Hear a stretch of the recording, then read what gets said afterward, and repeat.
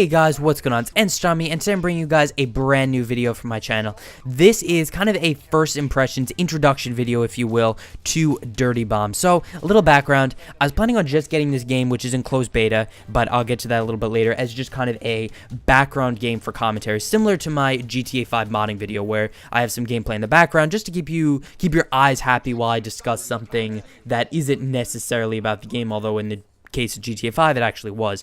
But I started playing this game and I honestly started enjoying it so much that I decided that I kind of had to tell more people about it, because I really want this game to do well, because it's honestly more fun than I've had with specifically a first-person shooter in a long time. And for a PC game, I think I'm having more fun with this than I've had in a long time. So what is Dirty Bomb?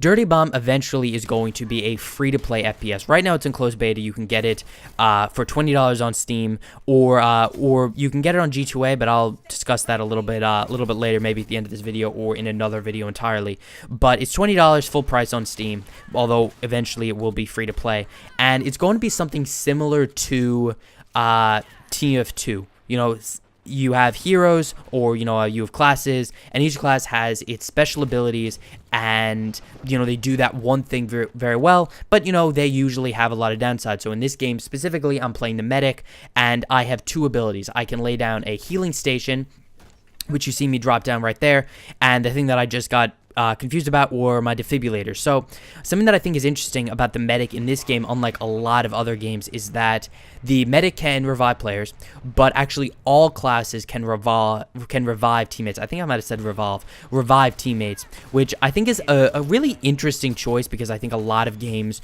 don't have that feature. Usually it's the medic, he can revive, other players can't. That is what it is. But this game, it gives the medic an advantage because it's instantaneous. I can go up to someone, revive them. I'm sure you'll see it in this video. I go up to him, just revive him, one button click, and they're revived, rather than if I was playing another class where it takes maybe 15-20 seconds, which in this game is a lot. It is very difficult to just revive someone if you're not a medic. But I think that that's kind of an interesting choice. But those are the two abilities that the medic has. But the other classes, some of them can throw special grenades, some of them can throw airstrikes. One of them, I'm not entirely sure. One of them, it is actually kind of more of a passive ability, that when you're playing the sniper, if you kill a medic, it drops a small health pack. If you kill this guy in front of us, a support class, I think they're called, they drop a small ammo pack. So there are different abilities, and their main classes, such as the medic, the support, things like that. But inside those classes, you also have loadouts, and the loadouts are completely random. As you rank up, you'll get cases, and basically there's this very I almost want to compare it to Hearthstone, where you're opening a pack, which is exactly how this is. You get this case, you have no idea what's in it. It could be anything from a common loadout to a rare loadout. I don't have any footage here, but I can always talk about it in another video. And I think that that's kind of a cool dynamic, because you don't know what you're going to get. So, you'll be playing, you rank up. Oh, that's great, I got a case. After the game, you go to your inventory, you open it, and there's this little, ticking through where it's all the classes are spinning, and you get a new one. So each class has different loadouts, which I think adds so much to the game. For instance, that I'm playing a medic, which I have a shotgun and a pistol, but in reality, in another game, someone could be playing my exact same class, but they could have a submachine gun and a pistol, or some type of assault rifle, one with a scope or something like that. And I think that that makes the game a lot better, because there's so many different options you can have. And right now the game is only in beta, so they're planning on adding a lot more since this game has come out. I think I want to say they've at least added one, but I want to say they've added 3, maybe 4 different main classes to it, which I think is just awesome. So as you can see right there, I died, but that is what I was talking about, how with the medic you can just defibrillate and they revive. The other thing that I think is kind of interesting about this game is that there is a respawn timer, which I think is because they don't want, I'm not entirely sure, so don't quote me on this, but it seems like the better you do, the longer the respawn timer is. And I think that's because the game is asymmetrical. So there is an attacking side and there's a defending side. The attacking side usually has to do 3 objectives. So for this specific one, it's blow up this containment wall, I think it's called. Then you blow up a train car, and then I think you have to deliver a package. I'm not sure about that, but we'll see it at the end. But yeah, I think the third mission is to deliver a package, and I think that once again is a nice change. It's not the standard, oh, we're going to play Call of Duty, or we're going after kind of Call of Duty Duty-esque game where the first time you just kill each other, or you're going after domination points or something like that. It is asymmetrical, and I think that that's very cool. So once again, being a medic is really useful. The other thing that I think is kind of interesting about that, and yes, I do realize I'm jumping around a little bit, is that you actually have to make sure you kill someone, because for the most part, sometimes you really don't kill people. Like that guy that's on the ground that's still in red, he is not actually dead, and you have to go up and stab them. Of course, if you stab someone in the face originally, they don't have that option. But yeah, the asymmetrical gameplay I think is very cool. I think it adds a decent level of just kind of different. I know that that's a bad way of explaining a mechanic in a new game, but so many games now are so similar that this game is just really refreshing. So one thing that I actually do want to mention as well is that the original idea of this game is to recapture that fast-paced FPS PC gameplay that we used to have. A lot of games used to try to be as fast as possible. It used to be, let's see how quickly we can get into the game, let's see how much action we can get, and honestly, I think this game really achieves that. I think so many games in this generation try to kind of get a realistic feel to it, which is fine. But what ends up happening is that these games are getting slower and slower. Even the new Call of Duty, because they're so, I don't want to say obsessed, but they're so conscious of trying to be realistic, that what ends up happening is that the game, it just takes longer to get into the action. Whereas this game, even when you spawn on the other side of the map, it doesn't take you much time at all to run and quickly get into the action. So that's something that, once again, I found really refreshing, and I really, really like. Overall, I would say that this game is definitely something you should pick up if you're looking for a fun FPS. I'm not going to say it's without problems. You might notice that there's this kind of like micro stutter that happens a few times.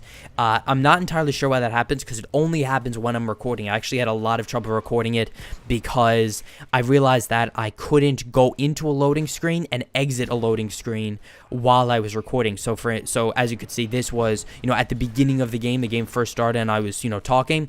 I tried to kind of do actually a face cam, a live commentary of this game, and I couldn't start from the main screen because I wanted to show the different loadouts, the different classes, things like that, and I couldn't do it because every time I would start a game, it would just freeze. It would just go black screen. There was nothing I could do. My computer was still on, just the game would not load. So I thought that was kind of odd, as well as when it's recording, there are those little micro stutters. Without recording, I can still see my FPS. I'm getting above 130, I'm getting like 140, 130 frames per second. So the game plays very well, but right now it's not perfectly optimized, so I would just keep that in mind. But once again, it is only in closed beta, so it can only get better.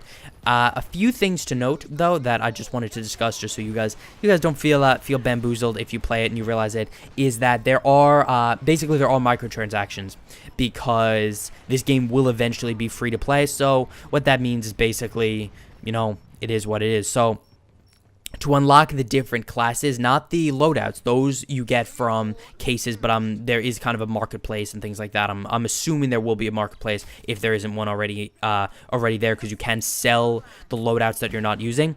But the classes you either have to buy with real money, and some of them already have a real life denomination. I think one of them is like $6, another one's $7, or you can use the in-game currency, which you get just from playing the game. And honestly, I feel like this is something that they could have done a little bit better. I feel like, at least in the closed beta, because people are paying $20, they should have made it so you didn't have to spend money on the classes. It was just there when you started the game. But I can understand there actually is a free class rotation, so that's kind of nice. It's kind of similar to League of Legends, where even if you don't own all the heroes, you still will get a chance to play around with them and use them. And the loadouts, it doesn't matter if you have the hero unlocked, when it does this little tick tick tick thing, when it's randomly selecting one, even though it's not really that random, you will get loadouts for classes that you don't have. I don't have a sniper, but I have I think 2 extra classes,